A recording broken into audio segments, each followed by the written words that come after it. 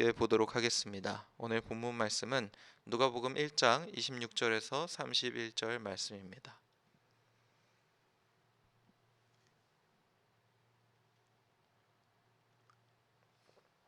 누가복음 1장 26절에서 31절 말씀입니다.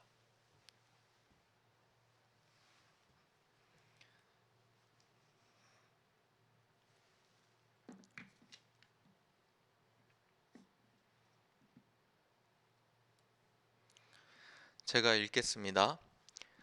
네. 네. 여섯째 달에 천사 가브리엘이 하나님의 보내심을 받아 갈릴리 나사렛이란 동네에 가서 다윗의 자손 요셉이라 하는 사람과 약혼한 처녀에게 이르니 그 처녀의 이름은 마리아라. 그에게 들어가 이르되 은혜를 받은 자여 평안할지어다. 주께서 너와 함께 하시도다 하니 처녀가 그 말을 듣고 놀라 이런 인사가 어찌함인가 생각하매 천사가 이르되 마리아여 무서워하지 말라. 내가 하나님께 은혜를 입었느니라. 보라, 내가 잉태하여 아들을 낳으리니 그 이름을 예수라 하라. 아멘. 네, 오늘 말씀의 제목은 예수님을 품는 자입니다. 우리가 고난 주간인데 왜 예수님의 탄생, 그것도 탄생 이야기 속에서 수태고지라고 불리는 처녀에게 임신하였다 하는 것을 천사가 전해주는 이 이야기를 우리가 오늘 묵상하는가? 왜 그러냐 하면 우리가 예수님의 그 십자가 고난을 통하여서 경험하게 되는 일이 어쩌면 마리아와 요셉이 처음 예수님을 임신하게 되고 품게 되었을 때 느꼈던 그 과정과 매우 비슷하기 때문입니다. 예수님을 모르고 전혀 어떤 일이 일어날 줄도 몰랐는데 그 삶에 갑자기 들어오시는 예수님, 그리고 그 예수님을 품음으로써 그 인생이 변화되는, 완전히 변화되고 그 말씀을 받아들여야 하는 그 삶이 또한 우리가 예수님을 받아들이는 과정과 닮아 있습니다. 그래서 오늘은 이 예수님의 탄생의 한 부분을 읽어보면서 우리가 이 신앙을 받아들이는 자로서 우리 인생에 이제 예수님을 품어 나가는 사람으로서 어떤 자세를 가져야 하는지를 함께 돌아보기를 원합니다.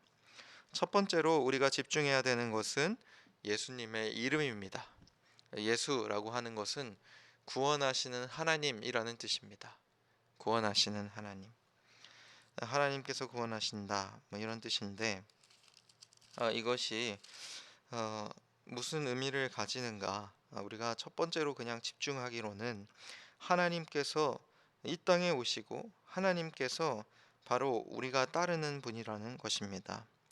다른 종교에서는 그 하나님 자기 초월자의 교주가 되거나 그 뜻을 아는 길잡이 정도로 자신들의 교주가 나타나는가 하면, 기독교에서는 하나님께서 직접 이 땅에 육신을 입고 오신 것을 우리에게 보여주고 있는 것입니다. 그래서 그분의 이름은 구원하시는 하나님입니다. 그래서 예수님께서는 정말로 하나님이시고 또 이 땅에 오신 이 땅에 육신의 옷을 입고 우리를 위하여서 오신 분이시다 하는 것을 우리가 알아야 합니다. 그것이 더 부각되는 부분은 마리아와 요셉이 이 땅에 오시는 그 예수님, 구원하시는 하나님이라는 이름의 아이를 받아들이고 있다는 것입니다. 구원하시는 하나님이라는 이름의 아이를 받아들일 때 많은 사람들이 마리아와 요셉이 그렇게 어려웠겠느냐 하고 생각하는데, 사실은 우리 팀 켈러 목사님은 그것에 대해서 우리가 고대인에 대해서 지나치게 과하게 그들이 신비한 일에 대해서 익숙할 것이다 라고 생각하는 거라고 이야기했습니다. 예를 들어서 마리아와 요셉도 사실은 유대인이었고 또 유대인이었긴 했지만은 이렇게 천사가 나타나서 정말로 자신은 다른 사람들과 동침한 적이 없는데, 그리고 결혼하지 않았는데 아이를 잉태하게 된다는 고지를 받게 되는 것이 완전히 그들의 삶에서도 비논리적이고 받아들여지지 않은 것이었다는 것을 말하고 있는 것입니다. 그래서 고대인이라고 해서 천사가 나타나고 기적이 일어나는 것을 그냥 하나님께서 하시는구나 하고 받아들이지 않습니다. 오늘 천사가 마리아에게 나타나서 이야기했을 때 29절에 처녀가 그 말을 듣고 놀라 이런 인사가 어찌함인가 생각하매 하고 이야기하는데, 여기서 이 생각하매라는 단어가 헬라어로는 논리적으로 고민하고 염두에 두는 의미를 표하고 있습니다. 그래서 마리아가 이 순간에 예수님의 이 환상, 이 천사를 보면서 이 일이 과연 무슨 일인가 하는 것을 스스로 이해해 보려고 노력하고 납득하려고 생각했다는 것입니다. 그래서 우리가 예수님을 품는 자로서 첫 번째로 받아들여야 되는 모습이 바로 이성적인 방법으로 예수님을 고민하고 이해하려고 노력해야 한다는 점입니다. 우리는 종교를 믿으면서 믿음만 있으면 되지 이성으로 우리가 무엇을 할 수 있겠느냐라고 생각하지만, 사실 믿음과 이성은 항상 같이 가야 하는 것입니다. 그리고 이성이 더욱더 깊어질수록 우리가 이성이라고 하면 하나님을 의심하는 부분만을 생각하지만, 이성이라는 것은 내 믿음이 성경에 빗대어 봤을 때 과연 맞는 말이다 하는 것을 우리가 알아가는 모든 과정을 이성적인 부분이라고 이야기할 수 있겠습니다. 그래서 여러분, 신앙 앞에서 늘 이성적인 방법을 택하시기 바랍니다. 그것은 단순히 예수님의 말씀을 의심해 보는 것뿐만 아니라, 물론 의심을 통해서도 신앙이 깊어지지만 그것 이상으로 정말로 하나님께서 말씀을 통해서 나에게 무엇을 이야기하고 있으신가 하는 것을 고민하고 생각하고 이해하려고 노력할 때 나보다, 내가 평소에 생각하는 것보다 더 깊은 하나님의 사랑을 우리가 깨닫게 되는 것입니다. 그래서 우리는 고민하고 이해하려고 노력하는 그런 이성적인 신앙의 자세가 필요합니다. 그리고 그 이성적인 신앙의 자세는 어느 때 빛나게 되는가?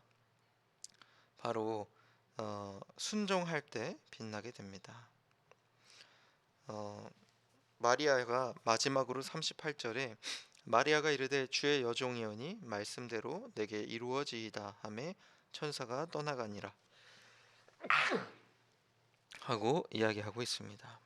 그래서 이 이성적인 고민과 또 큰 이해하려는 노력 끝에는 결국에는 마리아가 주님의 종이오니 주님의 말씀대로 되겠나이다 하고 고백하는 것입니다.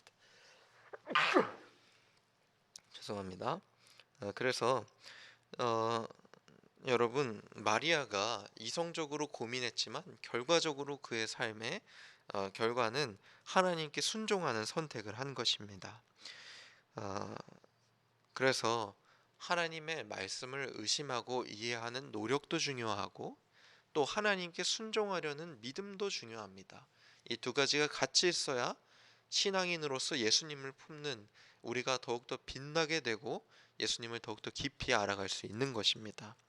오늘 말씀에서 마리아는 또 비슷한 질문을 합니다. 단순히 이런 일이 왜 일어났는가 그것만 질문하는 것이 아니라 34절에 나는 남자를 알지 못하니 어찌 이 일이 있으니까 하고 질문합니다. 나는 남자를 알지 못하니 어떻게 이 일이 있겠나이까? 이렇게 질문하는데, 이 질문이 사실은 하나님이 이렇게 되리라 라고 이야기했을 때 반문하는 거잖아요.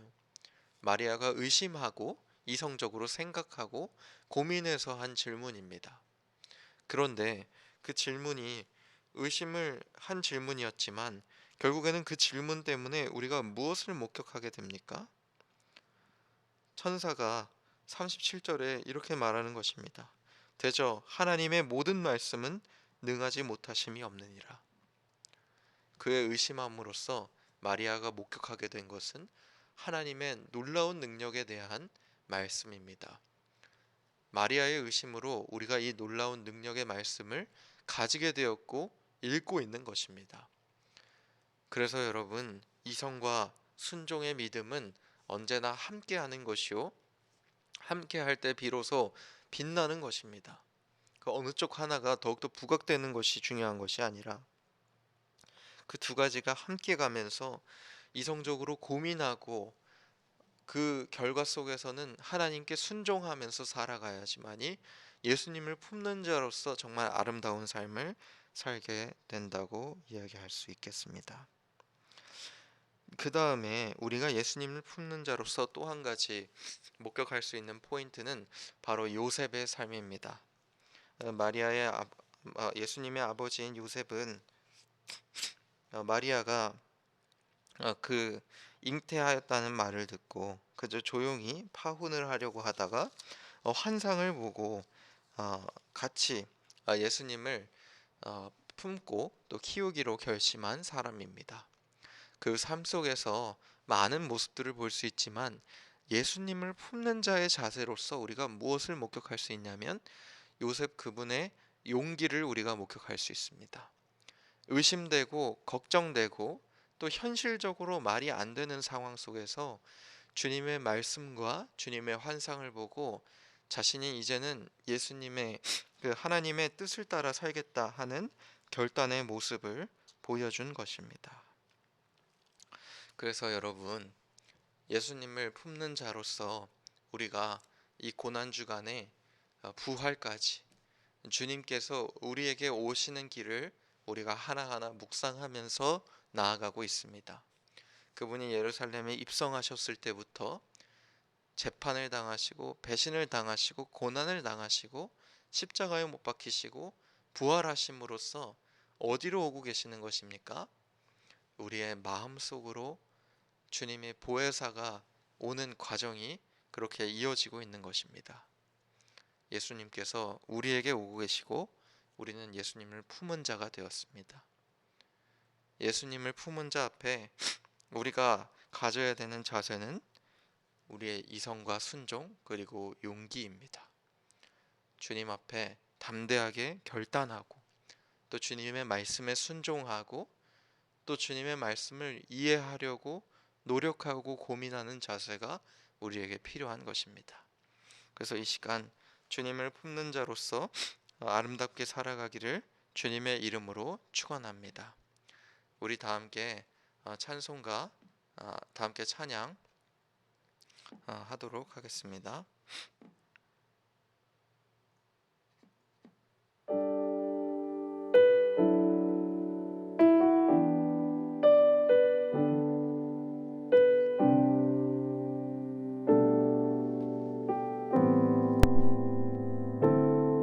당신은 시간을 뚫고 이 땅 가운데 오셨네. 우리 없는 하늘 원치 않아 우리 삶에 오셨네. 자신의 편안 버리고 우리에게 평안 주셨네. 가장 낮은 자의 모습으로 우리 삶에 오셨네.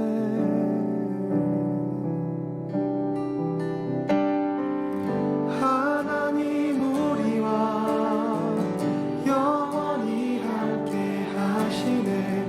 꿈 없는 우리에게 그 나라 보여주시네.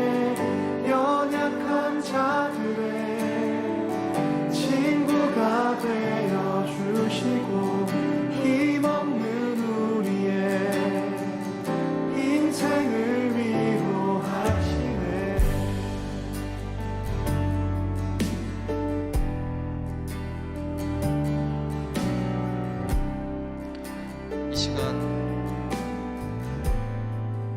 이 시간 우리 함께 기도하길 원합니다. 예수님께서 우리에게 이르시되 내 마음을 다하고 목숨을 다하고 뜻을 다하여 주 너의 하나님을 사랑하라 하셨습니다. 오늘 하나님께서는 우리에게 모든 시공간을 뚫어서 우리에게 다가오고 계십니다. 과거의 이야기가 우리의 이야기가 되었고 미래의 기대가 우리 삶의 축복이 되었습니다. 우리 이 시간 우리의 이성을 통하여서 주님을 받아들이게 하소서. 또 주님의 말씀에 순종할 수 있는 용기를 우리에게 허락하소서. 우리 다 함께 합심하여 기도하겠습니다. 그 나라 보여주시네 연약한 자들의 친구가 되어주시고 힘없는 우리의 인생을 위로하시네.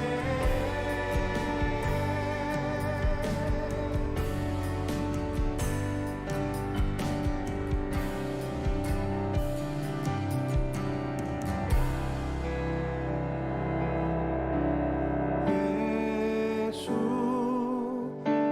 이곳에 우리와 함께 영원히 예수 이곳에 사랑이 많으신 하나님 아버지, 주님께서 우리에게 다가오시고 우리도 주님 앞에 이성과 또 우리의 순종과 용기를 통하여서 다가가기를 원합니다. 주님을 품은 자로서 살기를 원하오니 우리 삶에 함께하여 주시고 우리 삶에 하나님의 빛나는 영광의 삶을 누리게 하여 주시옵소서. 이제는 우리 구주 예수 그리스도의 은혜와 하나님의 사랑과 성령님의 교제 교통하심이 이제 주님 안에서 주님을 품고 살기를 원하는 우리 예본교회 성도들 머리 위에 이제부터 영원토록 함께 있을지어다. 아멘.